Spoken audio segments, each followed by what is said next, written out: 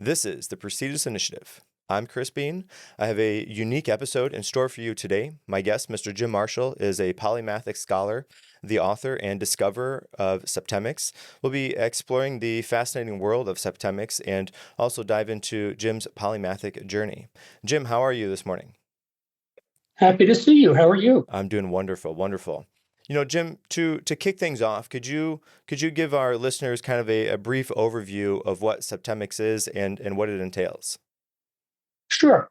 But let me just say one sentence to introduce myself so they have a frame of reference. Wonderful. I am the discoverer of hitherto unknown natural phenomena, which greatly aid in the understanding of people, from which I constructed a revolutionary practical philosophic system called Septemics and published it in the book Septemics Hierarchies of Human Phenomena.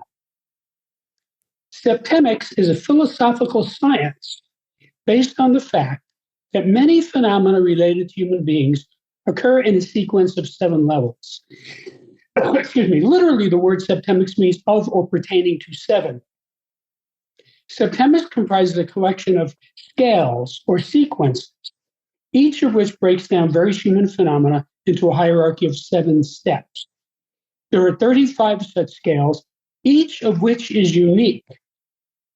And together they span the spectrum of human experience, by which I mean any problem, situation, difficulty, dilemma, etc., that any person has can successfully be analyzed by one or more of these scales, usually more than one. I have to tell you, I've been reading your book. I'm about halfway through. I really enjoy the way you've broken down those scales. And I think probably the most fascinating thing for me, and something I wish other authors would do because I think it's very, very valuable, is to have a useful terms of definitions before you get into the text for that episode, for that chapter, because it's so important for the readers to understand the terminology that the author is using, why they're using those, and what they mean by those words that they're using. So wonderful, wonderful, fascinating job on that. And really, again, a very interesting subject. Thank you. Uh, as you pointed out, there is a glossary not only in front of each chapter, even in front of the introduction, there's a glossary. And I did that to mitigate the inevitable semantic barriers that you're going to have, because I have had a lifetime of helping people. Even as a child, I was helping people. That's why I wrote this book. My intention from the beginning in writing this book was to help the general public. So I had to write it in a way that would be accessible to the average reader. Well, again, And I know I was just I going to was say going to say, that I I know I, think having that glossary there is so important so that people can right, really understand what's going on. right. Because even people who are well educated, there's always a question as to what definition is this person using. For example, there's a scale of communication. Well, if you look up the word communication, depending on what dictionary you look in, it has about 30 definitions. So you could reasonably ask, well, what definition is he using? And so I give one specific, brief definition of communication that is exactly what I mean. And this is consistent with my whole thrust in this book is to be unambiguous and clear, because I want people to use this to make their lives better. Because I know it does. I've been watching results from this for almost 28 years now, because the first draft was released in 95. And so I've been seeing people change their lives. And more interesting to me is that people get this. They get it. It's not obscure. I went out of my way to make it accessible. There are millions of books out there that are hard to comprehend, hard to grasp, even for college graduates. And I wanted this to go for everybody. So I know I succeeded at that. Basically, what I'm finding now is, having been promoting this book for almost 3 years, is that the population breaks down into 2 main groups: those who don't know about Septemics, which is obviously the largest group, and those who love it. So when people find out about this, the reaction they have is, wow, where have you been all my life? So people use this. And I can give you lots of anecdotes to underscore this. For example, people will routinely look at a particular scale and they're not thinking about, for example, the mother in law. It's not in their mind, right? And the guy will get down to level 5 and say, wait a minute, this is my mother in law. She's exactly like this. Because these phenomena are specific. And because they're natural phenomena, they apply to people, which is why every person is at some level on every scale. Now, of course, you can ignore this data if you wish, but it's much smarter to use it because it's just like if you take your car out on the road, there's all kinds of signage: no left turn, stop, no U-turn, speed limits, etc. And if you don't comply, you get into a lot of trouble, right? There's 100 different bad things that can happen to you if you don't observe the signage. That is what this book is like. It shows you where the edge of the road is. And because of that, this book will help the reader to forestall catastrophes, dilemmas, bankruptcies, divorces, indictments, and so forth, because you are forewarned about the people who are at or near the bottom of the scale. The dregs of society live at the bottom of these scales. And so once you know the material, you see a person and you see a person is behaving exactly like that. You say, I'm not going to get involved with this person. I do this all the time. I meet people both online and in 3 dimensions. I look at the person. It's very easy for me to see where this person falls on certain scales. And I can say either, this is somebody I don't want to mess with. Goodbye, have a nice day, and I move on. Or this is somebody I want in my life because this person is going to be an asset because it's an upscale person.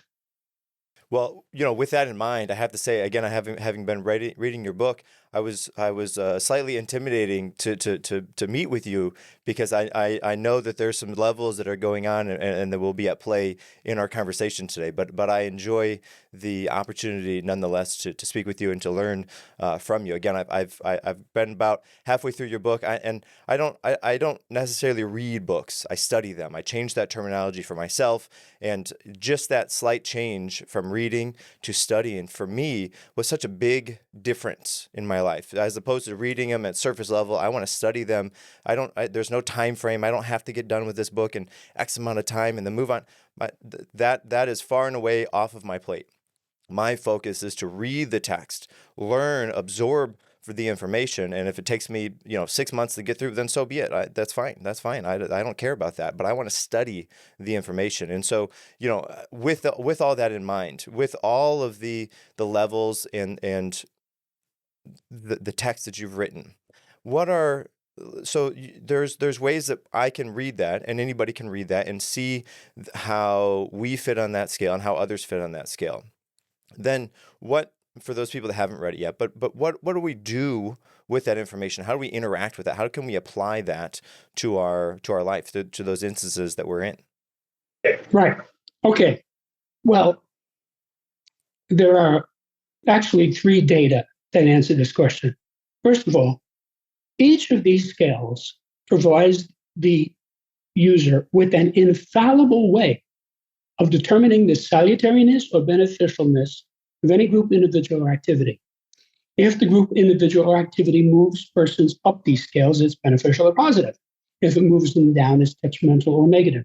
So I am giving you 35 yardsticks by which to precisely measure human phenomena. Next, more importantly, just finding your level or anybody's level on any scale is by itself enlightening and beneficial. Every time you correctly spot a level whether it's your own or another's, you have an epiphany, necessarily. That's one of the ways you know you found the right level, right? Yep. You're looking at it and saying, oh, I see, I'm at level 4. Oh, that explains why I don't get along with Joe. So you have a realization. So you might say your insight just improved. You have more insight because the common denominator of this entire system is insight. It requires some insight in order to use it. But it also develops insight because every time you spot someone, you have an insight. The light bulb goes on over your head. And because you are more insightful, this facilitates your usage of the book, your further usage of the book. So this is a snowball effect where the more you use the book, the more insightful you become, and that makes you more able to use the book, which makes you more insightful. And this just keeps going like this. And you have to realize that there are general scales and specific scales. Most of the scales are specific scales. Now, what that means is it's context driven. It has meaning in a context. For example, the scale of motivation. If I were to go out and stop some guy in the street and say, what's your wife's motivation toward you? He would look at me like a deer in the headlights. We'd say, well, how can I know that? There are thousands of motivations. I'd say, no, there are only 7. All these others are just subsets of these 7. And you see, since you're selecting from among only 7, it's not that hard to do. So I could show him the scale. And what would happen is, in a matter of seconds, he would find a bracket. I'm talking about 15, 20 seconds. He'd say, well, I can see it's not 6 or 7. That doesn't apply. Certainly not 1 or 2. It's maybe 2, 3, or 4. And then I would say, okay, well, why don't you go ahead and just read the chapter, and then you'll be able to get this exactly. And then I'll read the chapter, come back, and then I'll say, well, now that I read it, I can see her motivation toward me is level 4. Now, he's going to have a realization. He's going to say, well, that explains why she does this, this, this, and this. And the great thing about this is, whether it's a high level or a low level, he's going to be happy about that.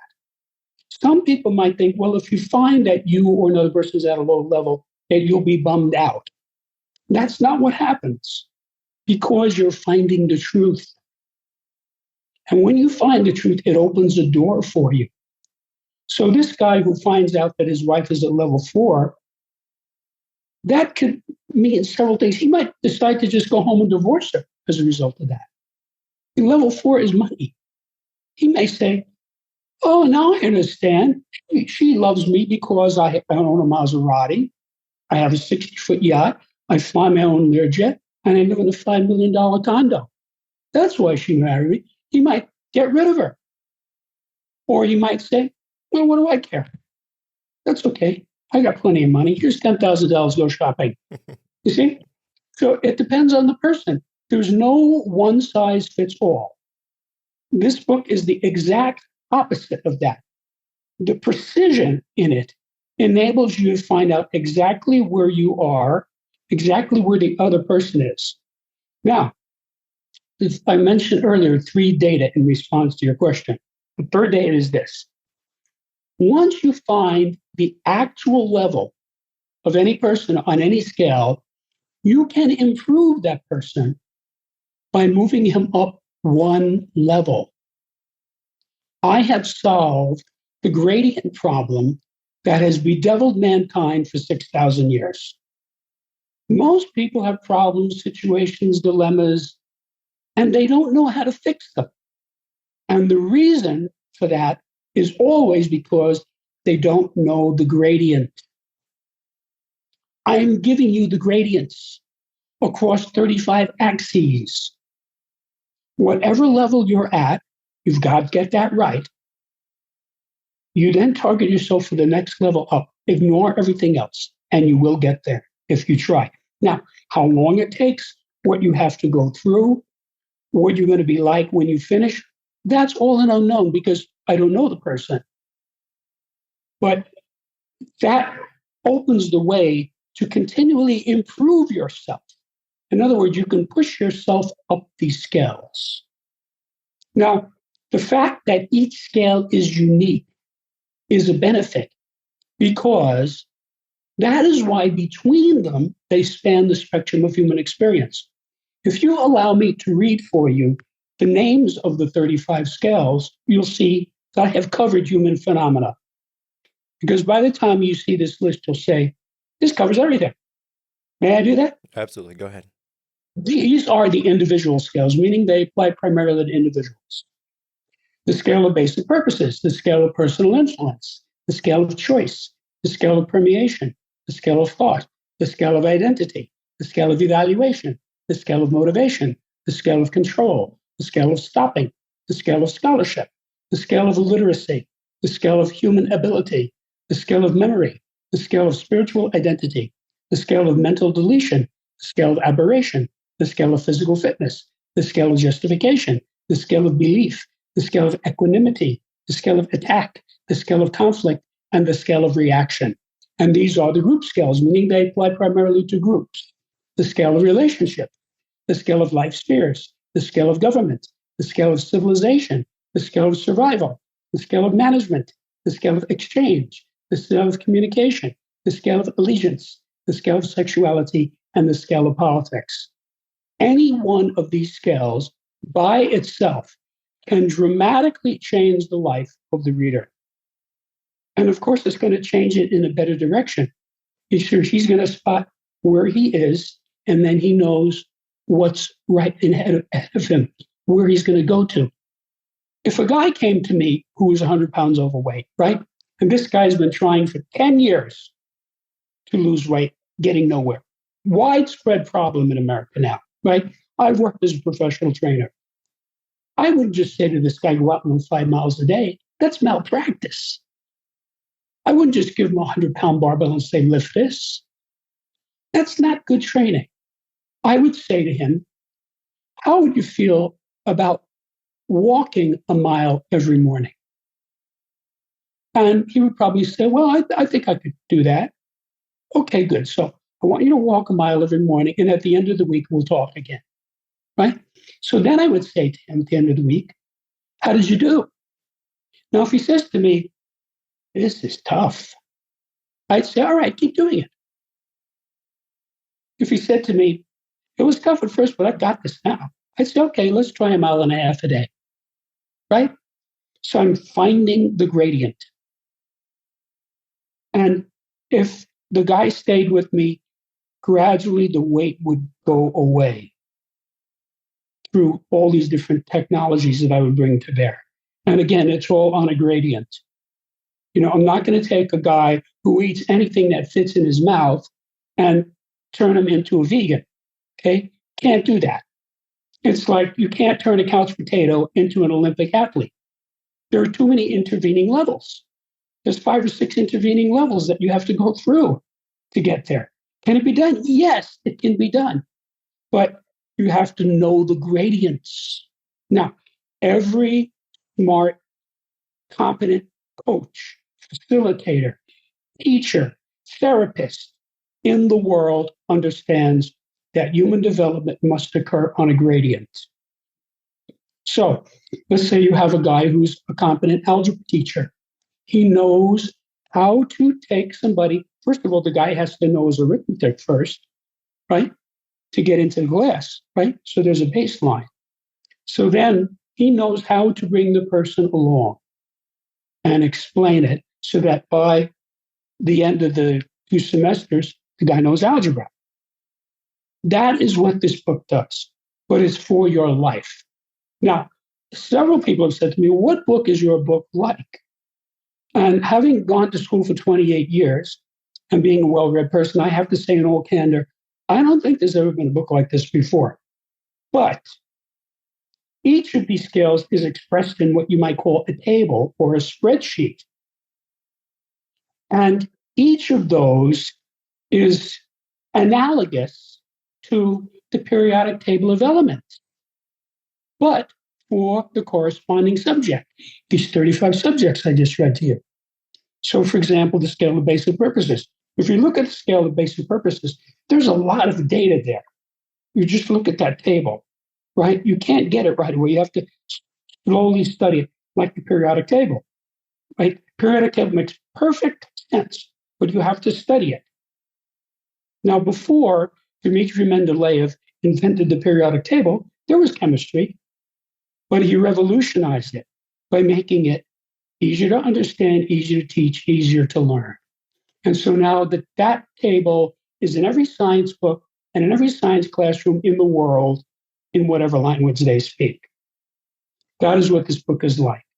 So if you're having trouble in an area, you can analyze it by looking at the data against this periodic table.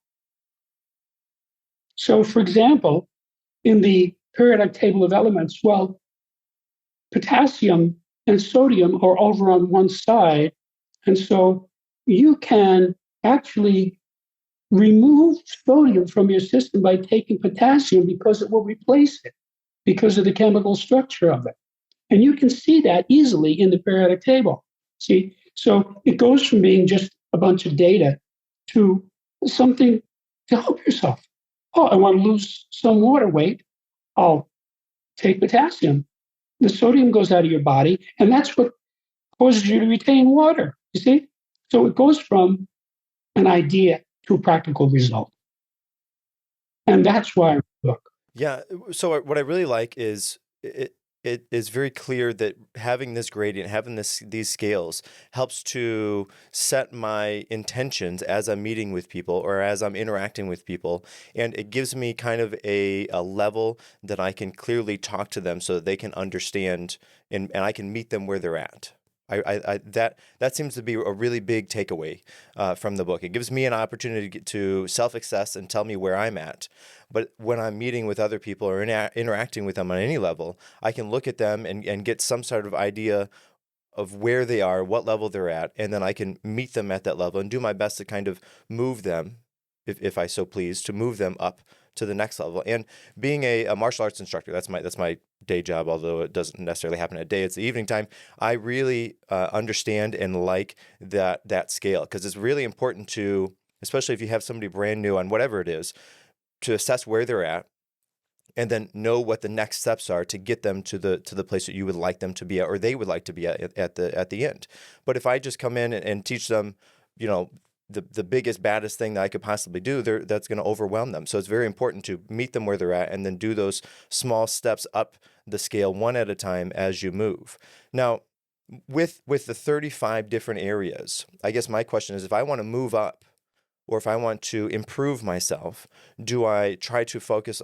There's no way I can focus on all of them at once. Do I focus in on one? Do I find the most applicable to me that I want to focus in and move up on, or do I try to span across them? What would be your assistance for that? Well, the best way to use this book is to uh, take a specific situation, dilemma, conundrum, problem that you have, and then try to find the scale that you think is most relevant to that. Now, in some cases, this is perfectly obvious. I gave the example of a guy who's 100 pounds overweight. Well, he should look at the scale of physical fitness. Or if a person is having a relationship problem, he should look at the scale of relationships. Now, you have to realize, as I said before, most difficulties that people have will have more than one scale that will help them. Because you have to realize, because each scale is unique, you're coming at it from different angles. And I can give you an example to show you exactly how that works. But before I do that, let me try to finish. So you find what you think is the right one, right? And then you say, okay, where am I on this scale? Now, at first blush, you'll find a bracket. You'll throw out, you'll say, well, I'm definitely not a one or two. That's way, I don't even understand. Those over my head. And, I'm definitely not at seven. So you've gotten it down to like 3, 4, 5, 6, right? Okay, so then you read the chapter. And as you read the chapter, you'll say, okay, well, that one doesn't apply to me. Well, that one doesn't apply. And you'll get to one that's, yeah, now this makes sense. And then you go back and look at it again, and you'll find your level. And then you will have a realization. And you'll say, no wonder I'm having trouble with Mary. I'm down here at level 5. That's not so good. I need to fix this. See? And then you target yourself for level 4.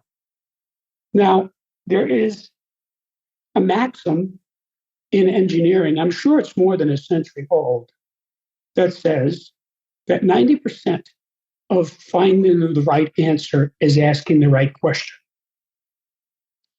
This is obvious in the work of Einstein, right? We were working on Newton's principles. Einstein looked at this from another angle. What is gravity?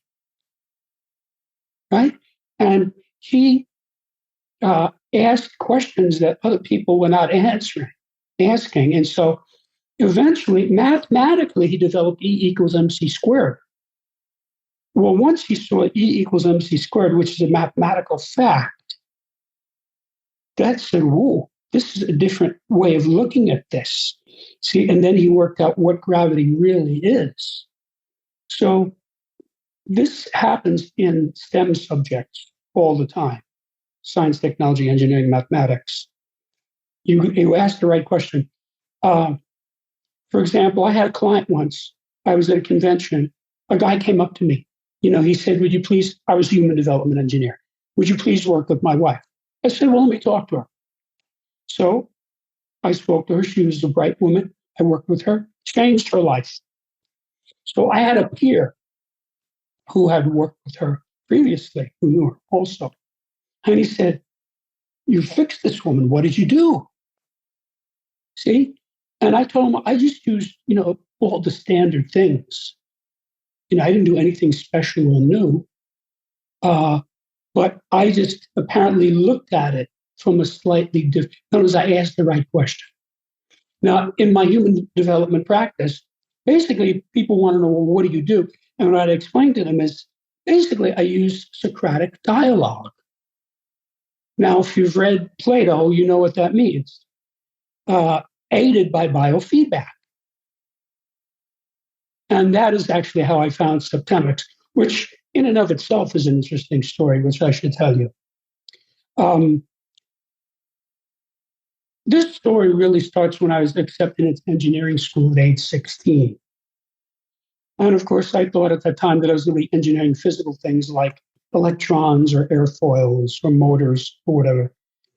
But by the time I had my bachelor's degree, it was clear to me I wanted to engineer the human psyche, because that is the area of greatest unknown, the area of greatest mystery and difficulty. And more importantly, it is the area in which we are failing as a race miserably. 95% of the problems in industrialized society are because people don't understand people, don't understand the spouse, don't understand the son, don't understand the boss, don't understand some guy who's running for office. Okay? This book solves that across 35 axes. It gets you to understand the person because it gets you to focus on something very specific. And you get to do it at least 35 times. And in the case of specific scales, a lot more than that, because I talked before about the scale of motivation, right? So think about this. You could say, what is my motivation toward my wife? What is my motivation toward my son? What is my motivation toward my grandmother? What is my motivation toward my next door neighbor? Right? You can do this 100 times or more. Right? And each time you do, you have a realization. Oh, yeah, I see. That explains what's going on between us.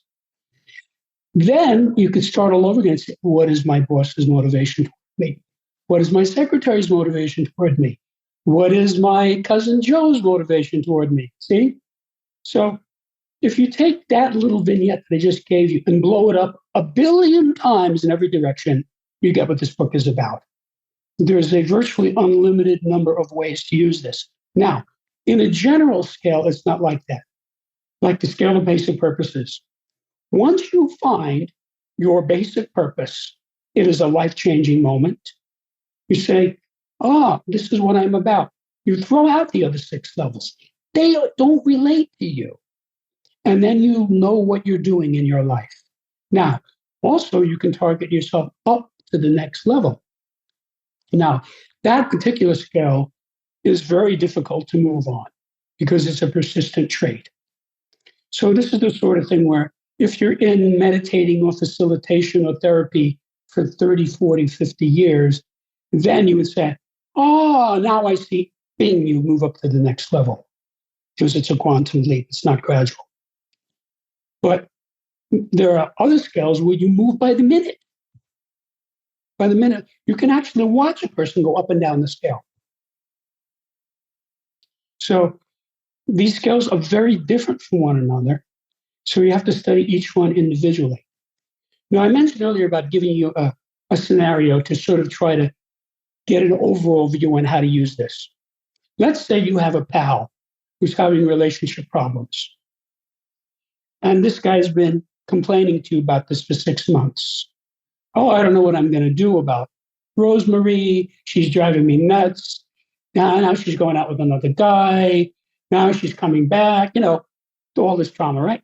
So you want to help this guy because he's your friend, right? So you say, Fred, come over here. Let me show you something. And you open up the book to the scale of relationships. And he looks at it. He looks at this table.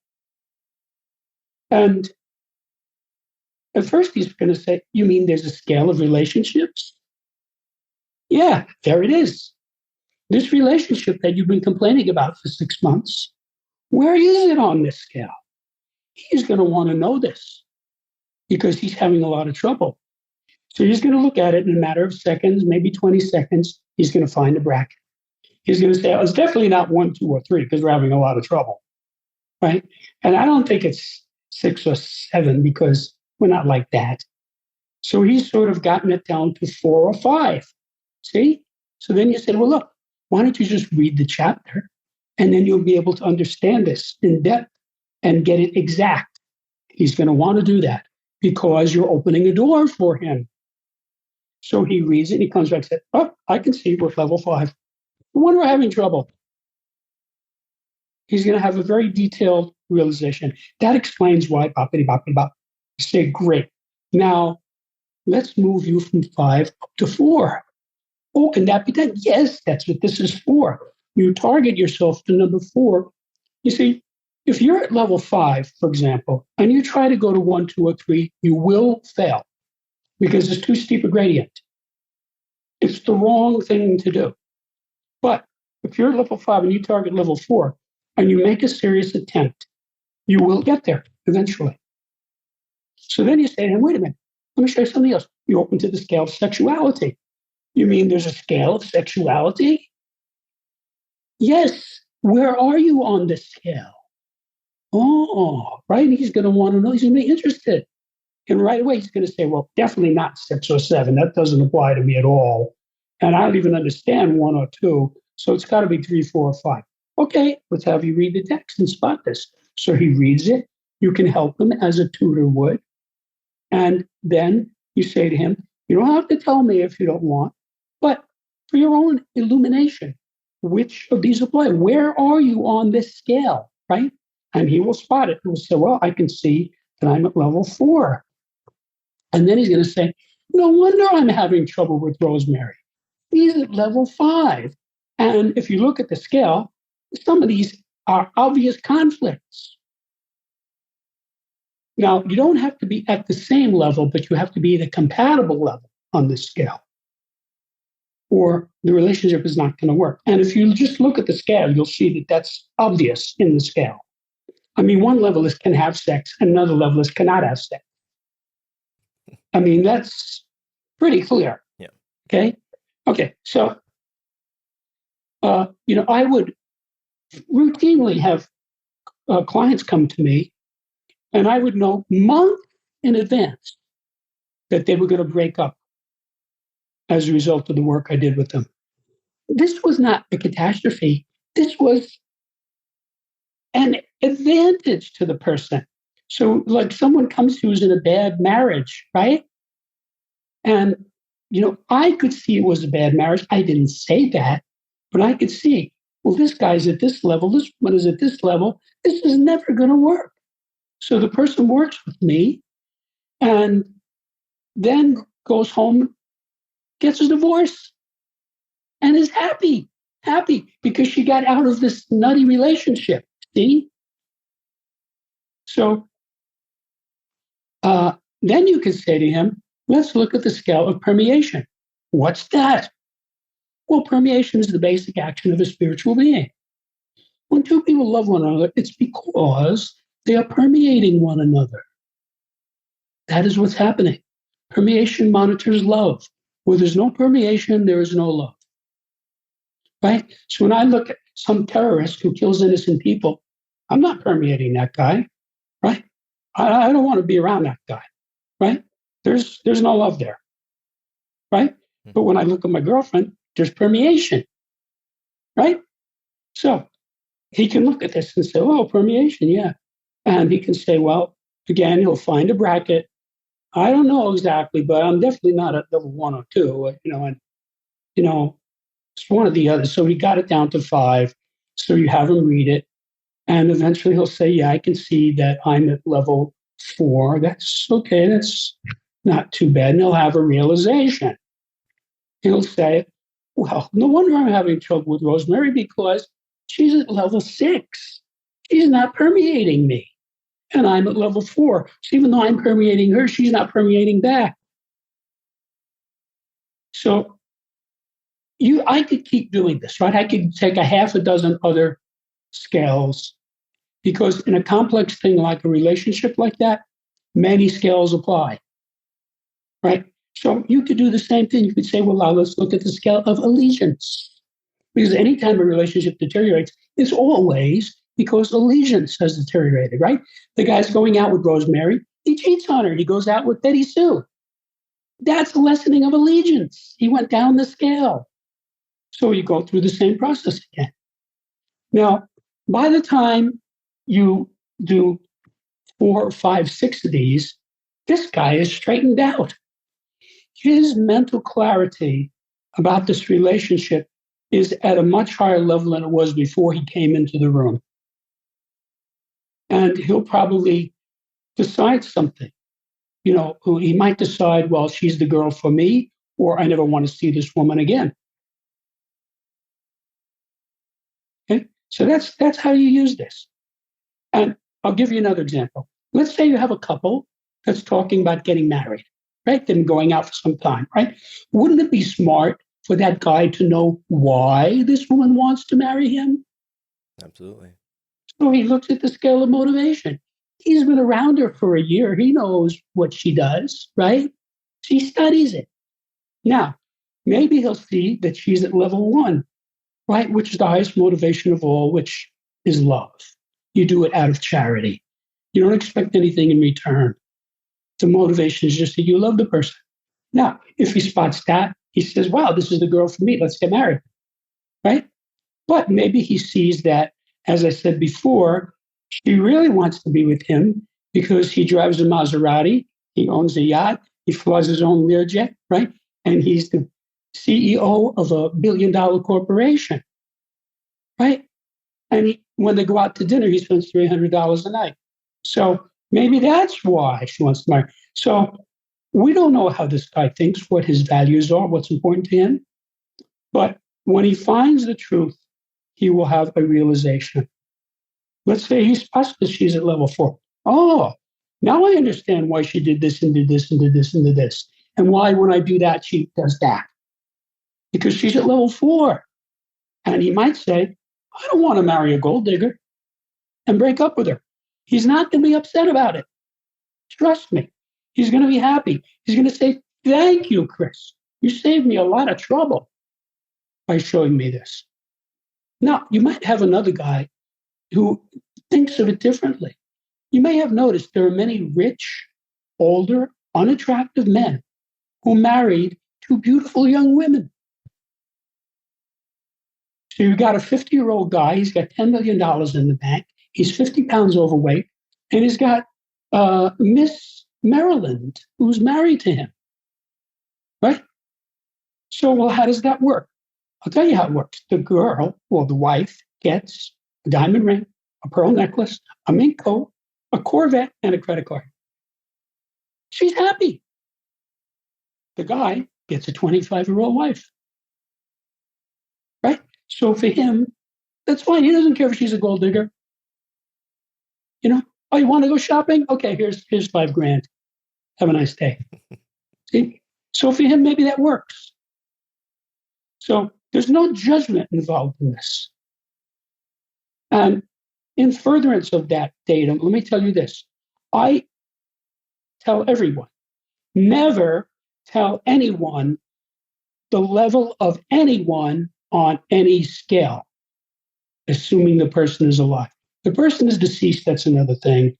If you read my book, I talk about deceased persons to be illustrative. You know, like I talked about in the scale of basic purposes, Abraham Lincoln was a leader.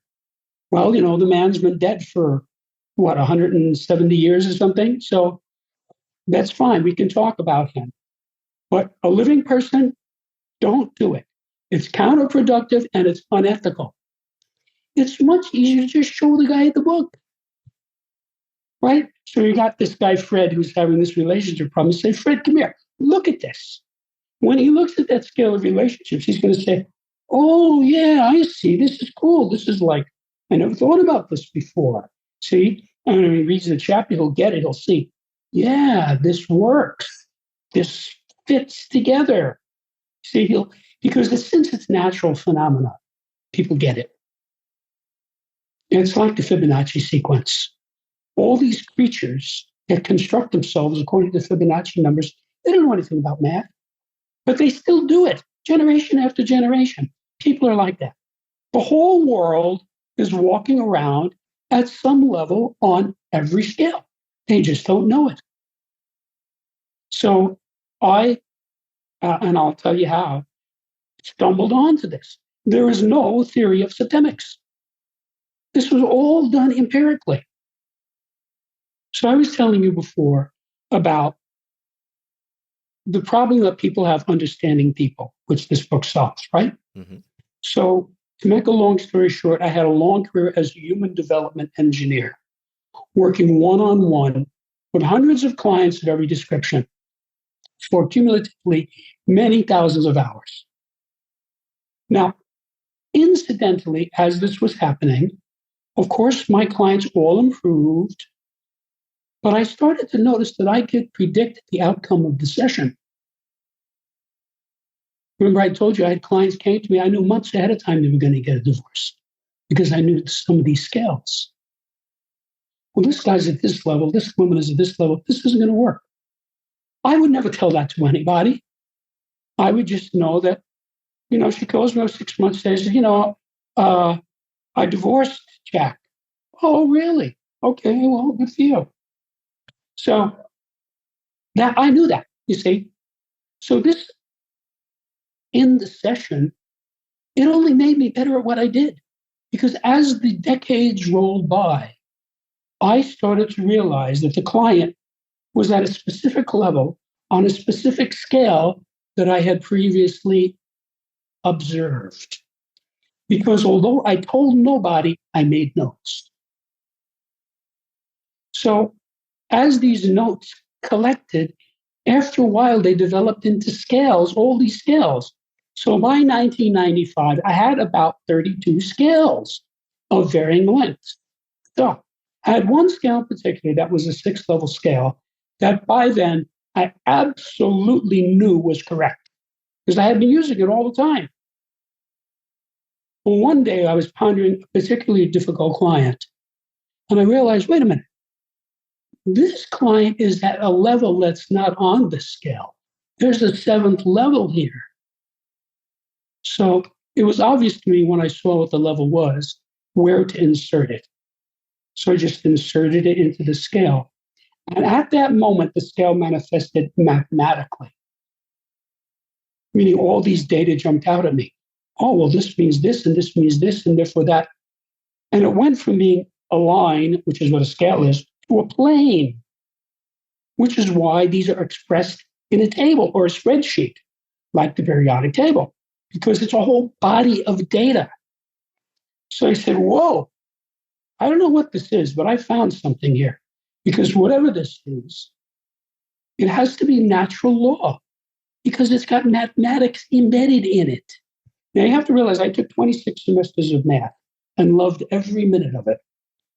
So I have a very mathematical mind. So I sort of went through life just seeing mathematics in front of me all the time. Like I'm watching a car go by and I'm calculating, acceleration, its velocity, how fast it can stop. That's how my mind works. I mean, that's how engineers mostly are. So when I saw that, I realized I found something. Then I said, wait a minute. I wonder how many of these other scales that I have that are of varying lengths are actually 7-level scales that hadn't been developed all the way because I wasn't developing anything. I was just helping my clients and making notes. So then knowing what I was looking for, I studied these various scales. And in a short period of time, each of them went to 7 levels. And when it did, it manifested mathematically. All of these data jumped out at me and it went from being a line to a plane. And that happened on all 32 of them. So then I said, wait a minute.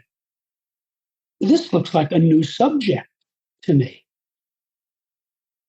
So then I said, my next thought was, I could go from helping people by the hundreds, which is what I had been doing as human development engineer, to helping people by the millions if I put this in a book and get it out so people can use it on their own. So I said, well, I'm going to have to write a book. So the first draft was completed in December of 95. And I sent it in transcript form to colleagues of mine, all of whom had graduate degrees in a variety of subjects. And they all responded very positively. Now, they all had different responses. The responses were very positive. And the quality and the nature of their responses told me this is exactly what I think it is. A new subject based on natural law that can really help people. So I spent the next 25 years of my life writing this book. Because you have to realize, first I had to discover the phenomena, which, as I said, was largely done by 95, although I did find 3 more scales as I was writing the book. Then I had to use this data to craft a workable philosophic system. Because you have to understand, as an engineer, I'm only interested in facts and results. The bridge must stand over the river. Okay? Excuses are not wanted or offered in engineering. Okay? You have to get it right the first time. So that is why there is precision involved in it. Opinion and belief are irrelevant to engineering.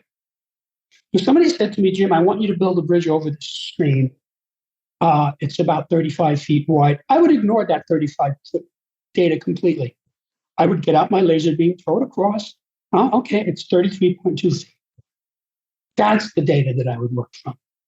His 35-foot estimate is not bad for an estimate, but it's irrelevant. So it took 20 years to craft this into a reliable, foolproof philosophic system. Because you have to understand, there's 35 scales, each of which has 7 levels. There's 245 different levels, each of which had to be ascertained, verified, and expressed in a way that would make sense to the reader. Furthermore, simply having 35 scales is not that helpful. You need to have all of the corresponding data. So, for example, these 35 scales correspond to 35 axes of information. What is the axis? In other words, what is this scale measuring? So you get out a yardstick, it's marked in inches, right? It's measuring inches. So each of these scales is sort of a conceptual yardstick for the corresponding area. So I had to know, what exactly are we measuring here? And that was not obvious in many cases. In many cases, it took me decades to get to what this was really measuring. For example, the scale of basic purposes, that was not called the scale of basic purposes until many years later, until I finally realized we are measuring basic purposes here. There are 7 basic purposes, and that's what the scale is about. But that took many years to figure it out, to reverse engineer it out of the data that I had. And so that's what I was doing with all this reverse engineering. Okay, so we have this data, and what can we conclude from that data? And then I would try these different things, and then I would, of course, run experiments and see, does this work or doesn't it? So after I had the philosophical framework here of a foolproof system, then the problem was, how do I express this in a way that makes sense to the average reader? And that was time consuming. I had to continually rewrite the book because I'd get feedback. And so then I would write it in a way that would make it more comprehensible, easier to understand. For example, I talked about, and you referred to the glossaries. Well, originally there were no glossaries. Most people don't put glossaries in front of every chapter in any kind of a book. But then I realized, well, if I want people to get this, I have to help them. I have to tell them, in particular, the definition of the name of the scale. In other words, if it's a scale of equanimity, I define equanimity. So before you get to the scale, you've just read what equanimity means. Because a lot of people don't know what that means. But that is what the scale is. It took me years to figure out that this was a scale of equanimity. I thought it was something else. So that's what the research was about. And then writing it in a way that people would get. And I know I succeeded at that because I've been watching people respond to this for almost 28 years now. They have the same response you do. They get it. They say, oh, yeah, I see. This is cool. And you don't have to be a college graduate to get this. I went out of my way to make it easier than that. And also, although mathematics is embedded in each of these scales, I went out of my way to not make it mathematical, to avoid that. Now, there are a few scales in which it's so obviously mathematical that I had to explain something. I'll explain a little bit of mathematics, but I've been tutoring mathematics since I was 18. So explaining mathematics to people who don't understand it yet is easy for me. I know how to do that. So I explain whatever it is, let me first explain this about, like I talk about imaginary numbers. What is an imaginary number? And I explain it. And then I put it into the context of the scale, you see, because once you know that concept, then the scale makes sense, how it's constructed. So the actual response that people have in reading this book is, it's like putting on your glasses and looking in the mirror. Right? Now, you and I both wear glasses. If I want to get a good shave, I have to put on my glasses, right? Yeah. If I don't put on my glasses, I can't see that well because I'm going to miss some things, right? That is what this book is like. Each of these 35 scales is a lens that you can hold up to either the mirror to see yourself or to whoever you're evaluating with this information. So you see it clearly. So that's what you get from this. You get clarity. So the more you use this, the clearer your mind gets. You see, okay, now I see this. And as an example, I know the basic purpose of every president of the United States, going back as far as Franklin Delano Roosevelt.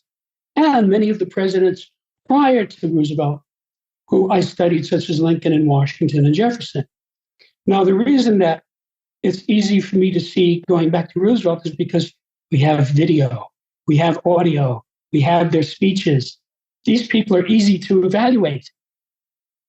You watch the guy, honest to God, people tell you their levels. It comes right out of their mouths. They tell you. So, like you say to a guy, have you decided who you're going to vote for in this election? He says, you mean there's an election going on? That tells you something. See, the scale of choice. We're talking about choice here, right? That tells you this guy's way near the bottom of the scale of choice. He doesn't even know there's an election. Okay. So this is a clue right there as to where he is on that scale. So for me, it's virtually impossible to not use these scales. So I meet a person either in 3 dimensions or online, and I can just spot this guy's at this level, and this level, and this level, and this level. And that's extremely beneficial to me in 2 ways. I've met some people online who are like, whoa, this guy's at the bottom of a bunch of scales. Thank you. Have a good day. Goodbye. We're done. I don't argue with them. I just move on. See, I know that person is going to be a detriment to me because I already know with specificity what this guy is going to do. He's at this level. This is engineering.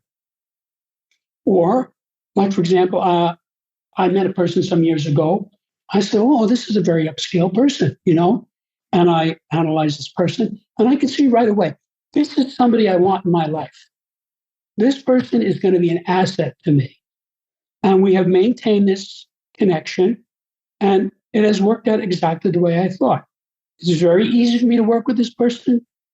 We can go back and forth, and interact in a very mutually beneficial way. So it works both ways. It tells you who you want to be around and who you don't want to be around. Now, question, and I think I know the answer, but I'm curious. If somebody is in school, most of the time, the high performers, the kids who get the people who get the high grades, more often than not, are excelling in most areas. And they're not necessarily, like, if they're excelling, they're excelling not just in math, but in math and science. And generally that's the case. And so I guess my question is, with the scales, if somebody is, let's say, a level 3 across 2 or 3 of them, is it pretty safe to say that they're level 3 across many or all of them? Or if they're level No, 7, they're level 7 across all? No, it's different. Okay. no. But I can give you several data that are relevant to this question. First of all, realize I went to school for 28 years. I know for a fact that there are people who are good in some subjects and good in other subjects. This was a major theme of my life. I had a friend who, anything regarding math or science, he was like a genius. He went on to become a physicist, which is exactly the right thing for him. This guy struggled with English, with Latin, with history. I would have to help him with those things. And you could see he was having a hard time. Physics, 99. See? So that's one. And I had another buddy, very close friend of mine. Anything regarding the humanities, he was a whiz. English, Latin, he just ate it up. Classical literature, but he really had a hard time with math and science. So needless to say, these 2 guys didn't get along with one another. Sure. And one of the things I learned in my teens was that I had to have groups of friends. That I was like the guy you described who excelled in all of these things. So I had one group of friends with whom I would attend math and science lectures. I would have another group of friends with whom I would attend plays and poetry readings. Mm-hmm. I had another group of friends with whom I would play sports and so forth. And I knew that these people couldn't stand one another and they wouldn't mix any better than oil and water, so I kept them separate. So, for example, I was in the math club. I was the only guy on the football team who was in the math club. I'm sure these other guys who were like brainy guys with glasses, I didn't wear glasses, but brainy guys with glasses said, "What's this guy from the football team doing in here?" How did he get in here? But I loved it, and I developed a rapport with the moderator of that club. We became very good friends because he could see that I really loved math and absorbed it. And teachers like that. So that's how people are. Most people are high on some scales and low on other scales. That is the norm. And I'll give you a famous example. Almost everybody who's been paying attention in the last 30 years in the Western world knows that Bill Clinton is a very smart man. He was a Rhodes Scholar, right? He left office with a high approval rating. He was the last president ever to sign a balanced budget. Okay? So even his opponents all agreed he was a shrewd politician. He knew what he was talking about. He was a formidable opponent. I mean, he got to be very good friends with the Bushes. He succeeded one Bush and then was succeeded by another Bush, and he's friends with them. You know why? I heard them say this. They could see what a capable person he is. They understood politics, these people. They understood it well. They knew the lay of the land, what to do. Clinton was smart enough to bring in Dick Morris as his personal advisor because it wasn't going so well early in his first term. And Morris said, look, do this, this, this, and this. And Clinton was smart enough to listen to him. And the rest is history. He was reelected. So it's also public knowledge that the man is a serial abuser of women. Now, if you want to put this into a septemic context, on the scale of human ability, he's very high. I'm not giving any levels. He's very high. Okay? You don't need me to tell you what level. You can figure it out yourself. On the scale of sexuality, he's way near the bottom. There are all these women who sued him, who went on video and said he raped them. You don't have to take my word. This is public information. Everybody knows this. His own wife knows. Okay? So this is the perfect example of a guy who's high on one scale and low on another scale. I mean, really, he was impeached because of his philandering. Because when they sued him, he lied on the stand and he suborned perjury, right? He shouldn't have done that. That was not smart. He should have just said, okay, here's $500,000, go away. Because they got the judgment anyway. And he wound up being disbarred because he broke the law. Now, he didn't get removed from office because the Senate usually has the view, well, the people elected this guy, so when he hasn't murdered anybody, he hasn't given away atomic secrets to the Chinese, we're not going to kick him out of office. So that's how all of the impeachments have gone in American history. Nobody has actually been removed from office because they figure, well, okay, he's a bad boy, but he was elected. Okay. But still, all of that came from his being low on this one scale. So if I had the opportunity to speak to Bill Clinton, I would love to speak to Bill Clinton, especially on the subject of political science, which is one of my areas of expertise. I would love to say, what do you think about this election? You think Biden is going to actually run? You think these indictments are going to prevent Trump from being elected? I would want to discuss and see what he has to say because he's smart in that area. But if I had a sister or a daughter, I would say to them, don't go out with this guy. It's not that I don't respect him. I do. When I get a chance to listen to him speak, I listen. But he's not talking about his girlfriends. He's talking about his area of expertise, which is what he should be talking about.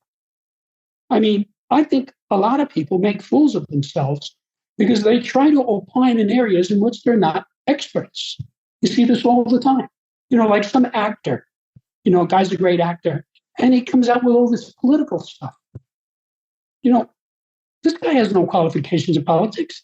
He has no degree in political science. He's never been elected to office. Why should I listen to him?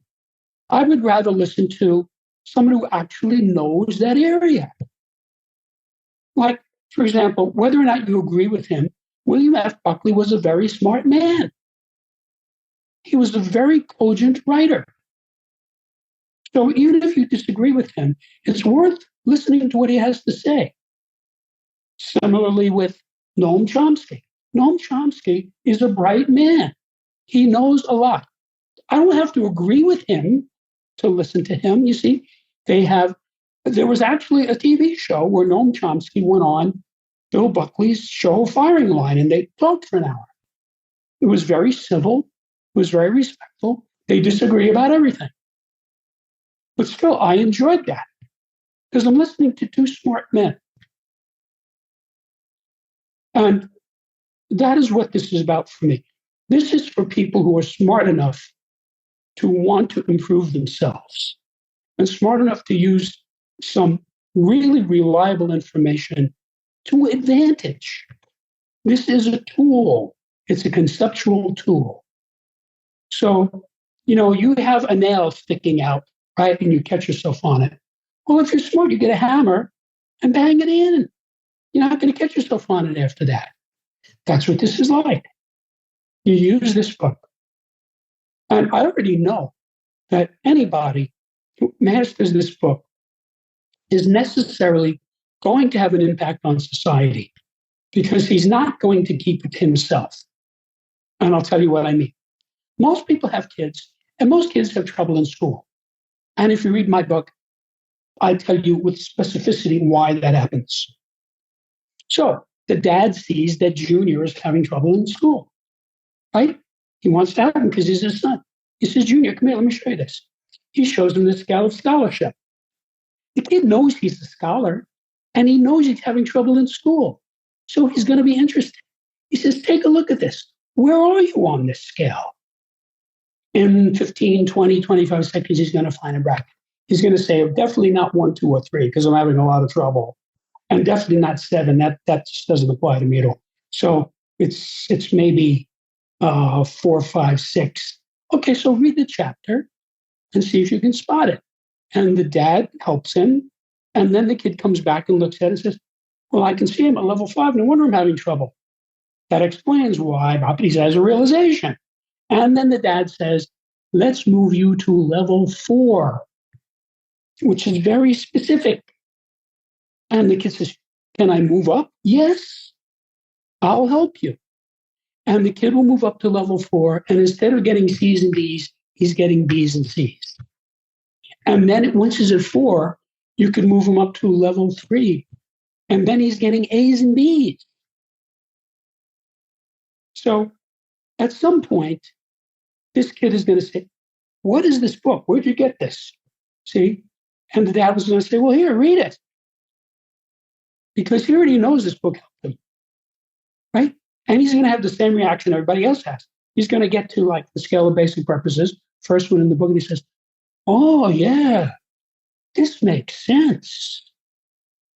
Let me read the next chapter. Oh, yeah, this is cool. I can see how this works. And he becomes a septemicist. So when his girlfriend has trouble with her father, he's going to say, Betty Lou, come over here. Let me show you something. Where are you on this scale? You see? Where's your dad on this scale? He's going to help her. And if he does what his dad does, the girl will have realized, well, I can see his motivation is this, this, and this. That's terrible. Okay? So then she understands him better because she knows what his motivation is. Right? That's a big eye opener when you know what somebody's motivation is, whether it's high or low. If it's low, you're forewarned. If it's high, you take advantage of it. Right? And then at some point, she's probably going to say, Where is this? What is this book? Where'd you get this? I never heard of this. Show me. Well, here it is. Take the book, read it. He's got his own cup. And she reads it. Oh, I see. This makes sense. No wonder I can't get along with Mary Lou. She's at this level and I'm at this level. That explains. Now she's actually going to be able to get along with Mary Lou because she understands her. I get along very well with all kinds of people. For example, I have three sisters. One of them is a liberal and two of them are conservatives. I get along great with all of them. Because I understand, I know, I see where they're at. Okay.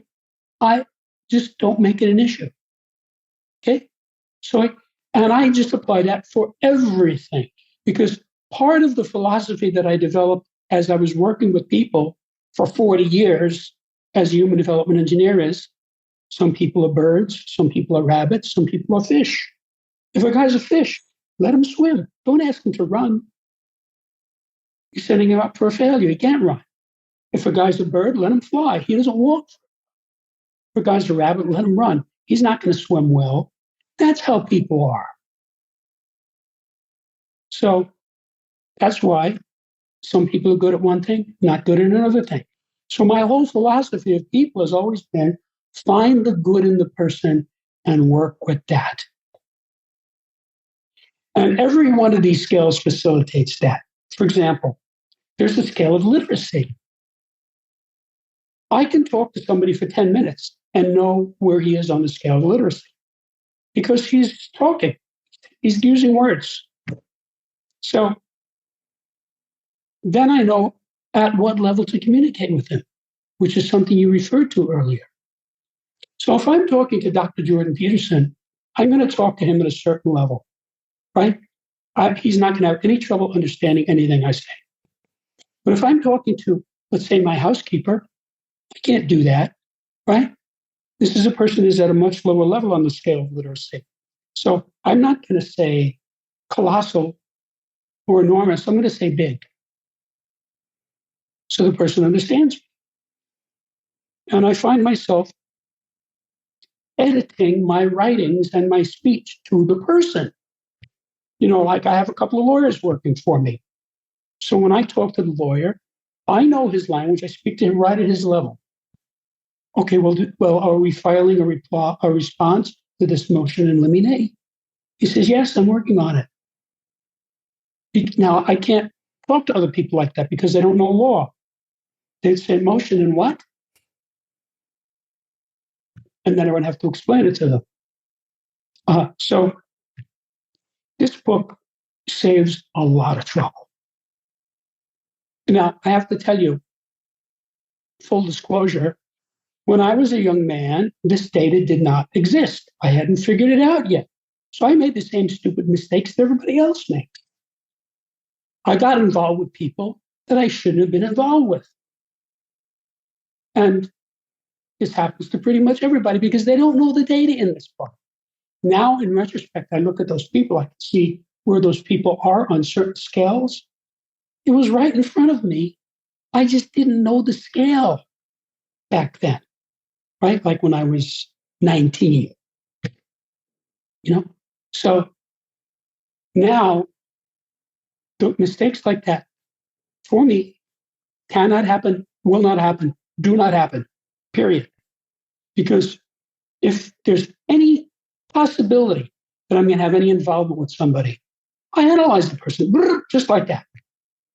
So, for example, I told you I have a couple of lawyers working for me, okay? I know exactly who they are, what they're about, how to deal with them, okay? And so it goes fine. There are other lawyers I've dealt with. I can see this guy's a downskill person. Get rid of him. So this happens online too. I'll meet some people online. I say, oh, this guy's, he's at the bottom of the scale. I'm not going to mess with this guy. So this is how people get in trouble. So let's say, right, you have a court case, and it turns out that the judge is very low on some of these scales. Oh, are you in trouble? So then, even so, if you understand it, you know how to deal with this judge. You know what? let's not even go there. You can craft your case. You want to present incontrovertible data that's supported by objective evidence. There's nothing he can do about that. If you have something that's a little iffy, don't even go there. He's not going to help you. I once had an experience. I was in court in pro per, going against an attorney, and he had filed a motion, and so the other attorney is talking to the judge, right? And he said something that was patently false. So I objected, which is what you have to do. I said, objection, and I gave the reason. And the judge turned to me and said, I don't need help from you. I said, okay. I just shut up. I didn't say another word, right? He just took this lawyer apart, denied his motion. That was it. All I said was, thank you, Your Honor, and I went home. You see? So you have to be able to spot. There are people who would keep making objections. I just let the guy say things that were wrong and false. I could see this judge already had it in for this guy. He wasn't buying this motion at all. He could see it the same way I saw it. It was a lot of junk. Okay, I'm being, and so that's what this book is about. You have to assess the person. You don't say anything. You don't tell them. If you want to help them, give them the book and say, you really should look at the scale. And most of the time they will, because it's relevant. Very, very helpful. Shifting gears just a little bit because I'm very fascinated with your polymathic journey. For those that don't know what that means, give me just our listeners a brief explanation of what it means to be a polymath. Well, a polymath is a person who's learned in several diverse subjects. Historical examples of famous polymaths include Thomas Jefferson and Erasmus. He's probably the most notable. I have no memory of any time in this life when I was not intensely interested in learning everything that's taught in every university. I was just born that way. I was that 3-year-old kid saying, how does this work? Why does that work like that? I always wanted to know. And so I started school when I was 3, and I've been involved in education ever since, to this very day, on one side or the other. And actually, I find that working as a tutor or even as a facilitator was very educational for me, because students put you on the spot.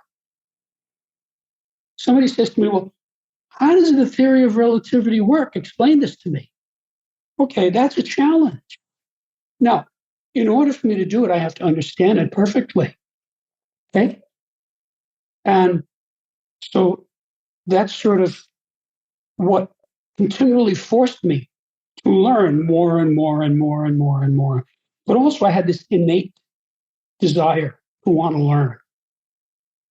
And it's still there. Do you want me to list my areas of expertise? Yeah, I've heard them, but by all means, for the guests, let's do it.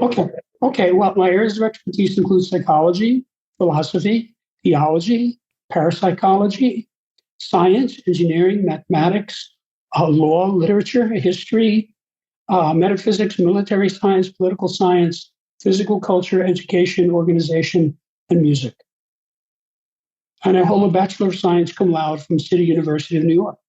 Now, the reason I don't have a graduate degree is the entire education system, especially the graduate section, is tailored toward specialization.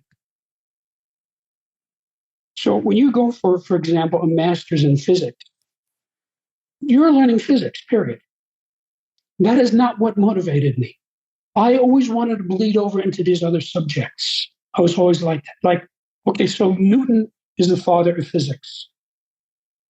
He was a very interesting man. So he had a lot of traits that would surprise people. I mean, he was a devout Catholic. He was involved in alchemy. So this is a very interesting person. I mean, he invented the three laws of motion when he was like 25. And calculus, he invented so that you could use those three laws to calculate things at 25. So this is obviously a genius. So then I go over and I'm going to read his biography. Well, you're not studying physics anymore, are you? And that happened to me with everything. So I'd study history, learn about Abe Lincoln. Wow, this guy accomplished a lot. And I'm off to read his biography. I've read a lot of biographies because when I see somebody who has that level of skill, it's really interesting to me. Like Alexander Hamilton, he was so smart that it just dripped off him. Washington kept Hamilton at his elbow through the entire Revolutionary War. Hamilton was a colonel at 22. That's how smart he was. And he wanted to fight. He kept saying, "Give me a command." Washington said, "No, I need you." So Hamilton was so smart, he was running a business when he was 13. The people in his town took up a collection to send him to college because he was so smart. Think about that. How often does that happen? Just the neighbors all got together. Here's money. Go to America and get an education. So, when I see that, I've read several biographies of this man. So it's very interesting to me. So, see, turns out Hamilton is a leader on the scale of basic purposes. That's level 2. That's a very high level. Also, Lincoln was. But I didn't know that when I was a kid reading these biographies. But I could see there was something there. So I find in general, the world is not at all confusing to me. In fact, I'm rarely surprised by anything now. So I turn on the news, and like 95% of what the person says, say, yeah, okay, that's what I expected, And when people come to me with questions, what about this? It's like I anticipated the question because in order to have a problem, you must lack knowledge. If you have enough knowledge, you cannot have a problem. You may have a situation, but that's not a problem. A problem is like you're being audited by the IRS, right? You're losing sleep. You're worrying. What am I going to do? I have to get a lawyer. That's worry, right? I'm not a worrier. I rarely get upset. I rarely worry about anything. I almost never get angry because I understand things. So you see a lot of people in political areas now who are frothing at the mouth. You have about 30% of the people who want to kill Biden, and another 30% of the people who want to kill Trump. Okay? And I don't want to kill anybody. I understand both of these men very well, better than you might suspect, because they tell you their levels. So I just see these phenomena. Let me put it to you this way. As a human development engineer, I understand humans the way an aeronautical engineer understands airplanes, the way an automotive engineer understands automobiles. So if you talk to an automotive engineer, this guy knows everything there is to know about the general function and method of automobiles. Okay? So he's not going to be surprised by anything you tell him. Oh, you need a solenoid. Oh, okay. I'm the one that, he's not going to say, what's that? So, if he goes to buy a car, they're not going to pull any wool over his eyes. He knows how cars work, how they're built, what makes them work, what makes them good. He wants to know, what is the cubic footage of this motor? He doesn't want to know about the seat covers. There's a lot of women. You say, what kind of a car do you have? They say blue. Well, okay, I understand you bought a new car. Woman just spent $35,000. Well, what size engine is it? I don't know. See? So, sort of, I have an engineering view of people and I've sort of, through this book, I've analyzed them to an engineering level of specificity. And I absolutely know that these scales are correct. Now, you could quibble with the verbiage that I used in expressing them, because writing is an art. So I had to spend a lot of time trying to find the exact right word. For example, in the scale of basic purposes, I give the 7 basic purposes that correspond to the 7 levels. So, what is the basic purpose of a leader? I use the word conquer. See, that works for me. Now, some people might say, well, conquer, that's not a good thing. Well, that's a question of whose ox is being gored. I mean, when the Allies conquered the Axis powers, that was a good thing for almost everybody. It was even good for the people of Germany and Japan and Italy. They did very well after we got those crazy people out of their government, right? Look at how they blossomed, how Japan and Germany became prosperous nations, advanced nations. So that was because we conquered.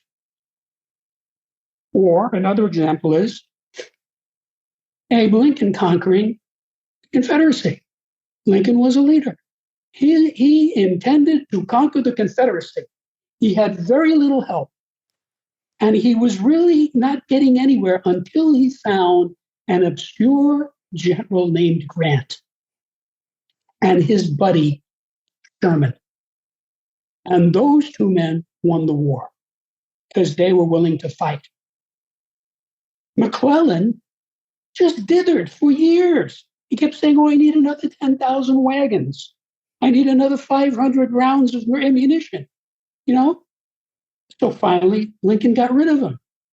And eventually he found Grant, somebody who would actually fight. And, somebody once complained to Lincoln that Grant was drunk. Everyone knows Grant was a drinker. And Lincoln said, well, what was he drinking?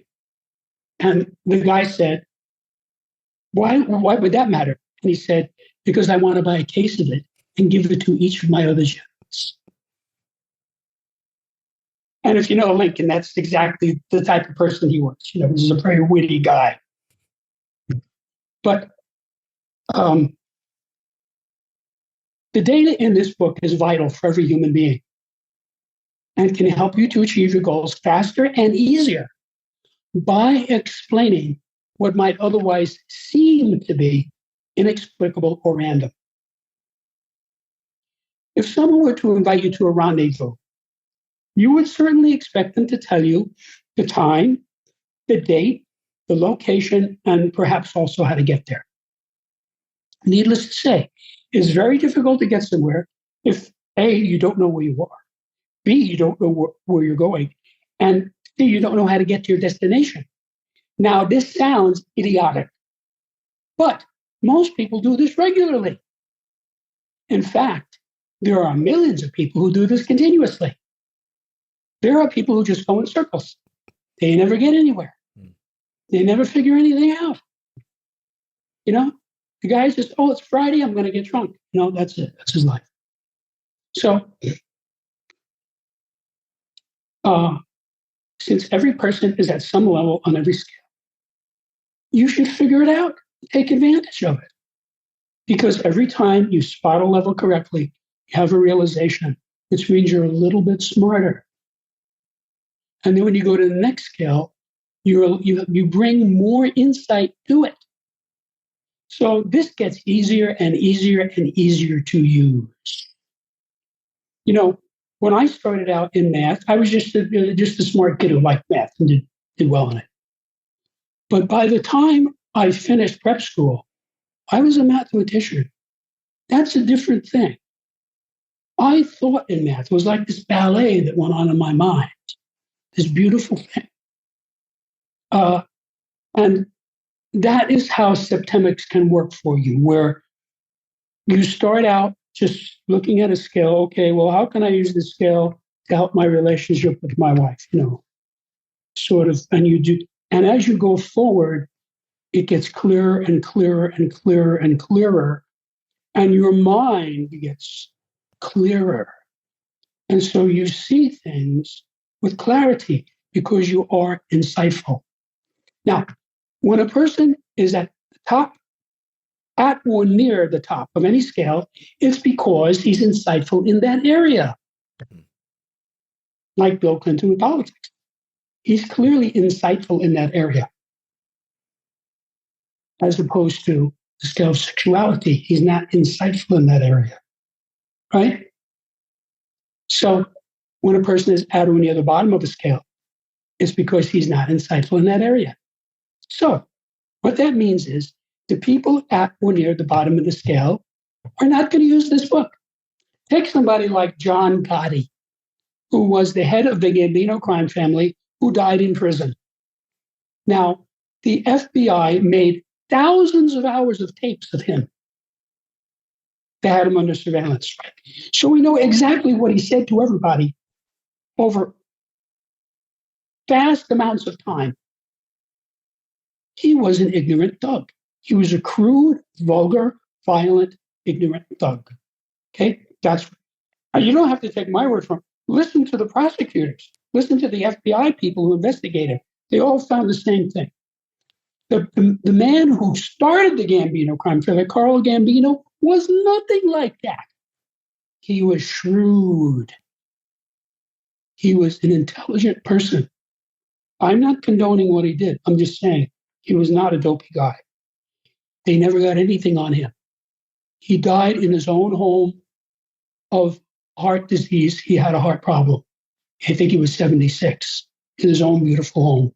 Had a wonderful funeral, at the local church. He lived in my neighborhood. He lived in a middle-class house. He was smart enough not to live in a palace and drive a Cadillac. You see, he knew how to stay out of trouble, how not to make any waves. He is the character upon whom The Godfather was based, was Carlo Gambino. And if you talk to mafia people, and they're online now, there's mafia online, you can listen to. And they'll tell you he was the greatest Don of all. He had the biggest family, the most successful family, and they never got anything on him.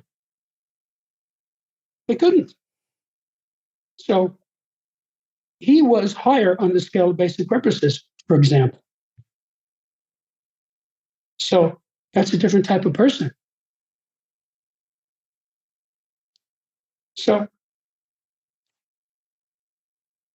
you want to know where you are, which is finding your level, where you're headed for, which is the next level up. Now, remember what I said, 90% of finding the right answer is asking the right question.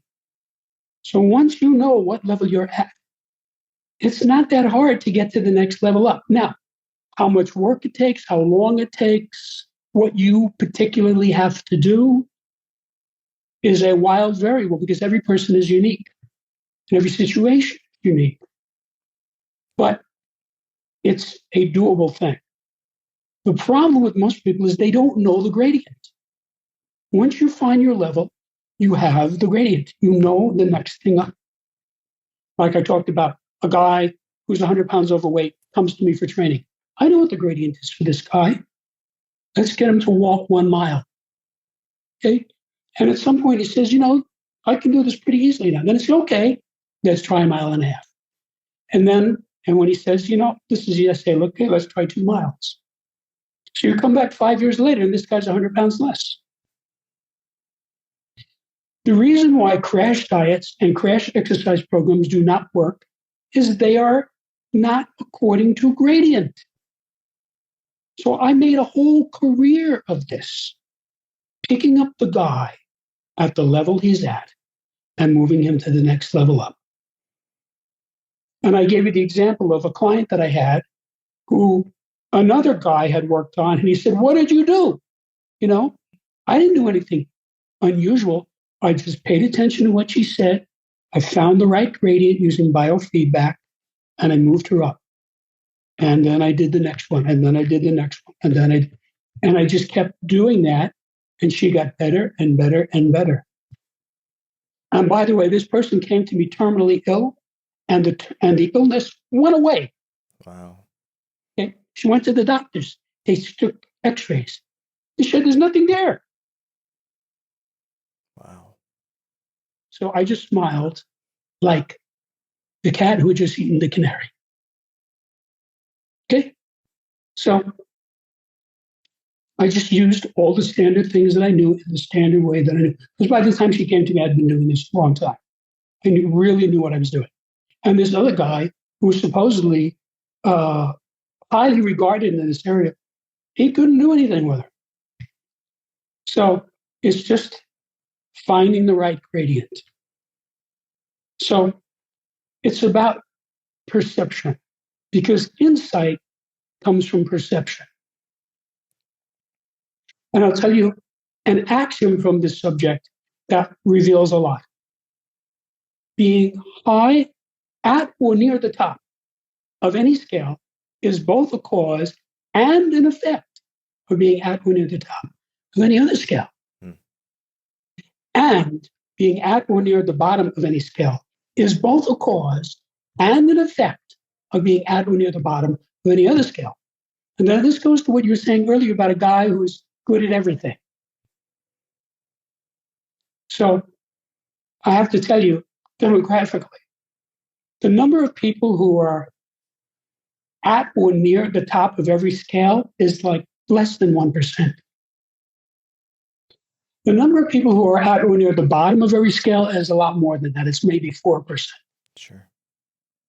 So those are the people who are psychopaths, sociopaths, in prison, in insane asylum, homeless people, terrorists, torturers. Okay, they're at the bottom of these scales. Well, most of us are good at some things and not good at other things. And I'll tell you a story that illuminates this perfectly. I have a friend who's a doctor, an actual practicing doctor, successful person. And I had read a novel, a very famous novel that millions of people had read. I loved it. So when I finished it, just socially, I said, "Hey, read this book. It's really good." She said, "Okay." Right? So a week or two later, I saw this person again, and I said, "How'd you like the book?" She handed it back to me, and she said, and I quote, "I can't read this book." Now, you would think that a practicing doctor, a successful practicing doctor, would be able to read English well enough to read a popular novel that millions of people have read. It's not true. You know why? He's low on the scale of literacy. Mm-hmm. And I have to tell you, I know for a fact, there are millions of people with graduate degrees who are nevertheless low on the scale of literacy. Let's say you have a guy who has a doctorate in math, right? He knows all about math. You try to talk to him about Thomas Mann or Fyodor Dostoevsky. Number one, he never read them. Number two, he's not interested. Number three, if he did, he didn't get it, because he's not literate. So that is a specific trait. And I know for a fact because I have friends like this. I have lots of friends with graduate degrees, right? Many of them are not what I would call literate. Now, most people think, well, either you're literate or you're illiterate. No, that's binary. There are 7 levels of literacy. What I call literate is level 4. Okay, so there are 3 levels below that. The lowest one I call illiterate. But in between illiterate and literate, They're subliterate and semi-literate. And you can see this in people. You talk to somebody who's, let's say, uh, he's in IT, right? A guy who writes computer programs, codes, right? So he got a degree, maybe a graduate degree. He doesn't know the difference between a gerund and a participle. You know, he doesn't know what the subjunctive mood is. And you listen to him speak, and you can hear this guy's semi-literate. So, does he know computers? Yes. Make me an app. Okay. Cost you 25 grand. I'll have it in 6 months. But you ask that guy to do a book review on Huckleberry Finn, good luck. You're going to get gobbledygook. So this is very common. That is why I don't have a graduate degree, because I considered many different graduate degrees. I mean, when I was still in college, I was thinking of going to law school. Well, I eventually became learned in law to a point where I can go into court and defeat lawyers, and they come out scratching their heads saying, "What just happened to me? This guy's not even a lawyer." And it's because I learned law the way Abe Lincoln learned law. Abe Lincoln had at most 12 months of school in his whole life. So he learned law by reading law. And he became probably the best lawyer in the state of Illinois, and eventually president of the United States.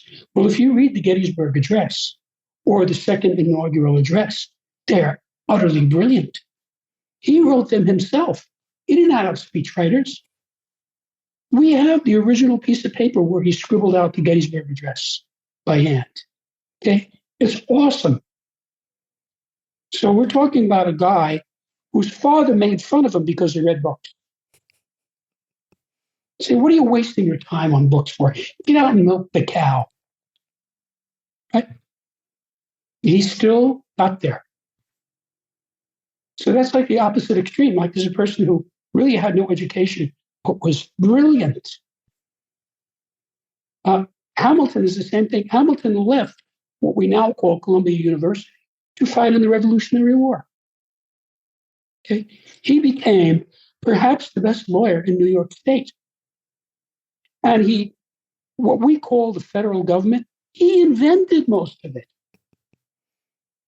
As Secretary of the Treasury, when they started out in Washington's first term, there was no government. There was no United States. He had to invent it. So he did awesome things. The prosperity of the United States was created from day one by Alexander Hamilton, by his assumption plan, which was opposed by many people, but eventually he got it through Congress. And that's why the United States, right from the beginning, was able to function commercially and trade internationally. So we're talking about a brilliant guy, a guy who was an orphan at 12. So there are plenty of guys who have doctorates who are, in many ways, dopey. I listen to these guys on the internet all the time. Like there are physicists, because, I'm a physics fanatic, right? And I listen to these discussions about quantum mechanics and relativity and such, which is great. But if you hear these guys talk about something else, they have no idea what they're talking about. They don't speak properly. They're not informed. Flaubert, who's that? So you have to realize that, as I said, most people are high in some skill, low on another, and you have to pick the right person. Like I have the guy who's my webmaster. He created that website. I'm sure you've seen my website, right? Mm-hmm. It's a very effective website. Lots of people say, what a great website you have. Because it was designed to take somebody who knows nothing and bring them up to specs on Septemics in 20 minutes, 15 minutes. And it does that, right? I had this really brilliant designer, right? Top designer in the tech industry. But, the thing is, he's like clueless. And that's how most people are. So, what you're looking for in a wife could be very different from what you're looking for in a partner in your business. Could be very different from what you're looking for in an attorney who's going to take on a case for you. See, so it's just like you're picking the right specimen, and that is what this facilitates. Now, a farmer or a rancher, he knows horses are a certain way, cows are a certain way, sheep are a certain way. So he knows how to take care of them. He knows what they need, what they don't like, right? That's his area of skill, right? So this does the same thing with people, but it's very broad and applies to everyone. Because I already know this applies to all humans across all demographics. Doesn't matter if your age is, gender, religion, socioeconomic level, et cetera. None of those things matter. But I'll tell you what does matter. This book was written for people who want to improve themselves and others. Now, some people might say, well, isn't that everybody? No, it's not everybody. There are large categories of people who would have no interest in improving themselves or others: psychopaths, sociopaths, professional criminals, war criminals, terrorists, torturers, corrupt politicians. These people don't want to help you. They want to clean out your bank account and steal your wife. So any one of these people, like Adolf Hitler, for example, he would never read this book. If he did read it, he wouldn't understand it. But even if he did understand it, he wouldn't apply it because it's contrary to his way of life. So the good news is this book is not a benefit to the people who are wrecking society. It is a benefit to the people who are advancing society. Yes. Yes. So don't worry that George Soros is going to get a hold of this and more efficiently destroy countries, okay? Which he does. So it would be more likely that somebody like that would try to suppress this book. And I don't know if I'll be around, but eventually that's going to happen at some point. Because in case you haven't heard, the world is controlled by at most 8,000 people. They are a cabal of globalist fascists who do not want you to do well. When a person does well, it's hard to control him. They want you to do poorly. They want to inflate your money so that you can't buy 5 or 6 cars, so that you can't get on a yacht and go out to the ocean and be beyond their control. So those people, if they think anything about this book, they're going to oppose it. Well, Jim, I got to tell you, thank you. Thank you for sharing your wisdom, your experiences, and for writing that book. And again, I think that was it's such a helpful tool that the majority of people, hopefully the majority of people, could pick up and apply to their lives, and not only their lives, but to help others along their way as well. And I'll be sure to leave links for your website, and also, would you like me to put a link to, like, is there like an Amazon link? Would that be best? Or There is an Amazon link. okay, There is an Amazon link. yeah, great. I'll make sure to put those in the show notes for this episode as well. So that concludes this episode with Mr. Jim Marshall. We explored the intriguing world of Septemics and gained insights into Jim's polymathic journey. If you found today's episode valuable, please consider subscribing, leaving a review, and sharing it with your network. Remember, the path to self-improvement is multifaceted, and exploring new perspectives can be a transformative journey. Until next time, keep exploring and expanding your horizons.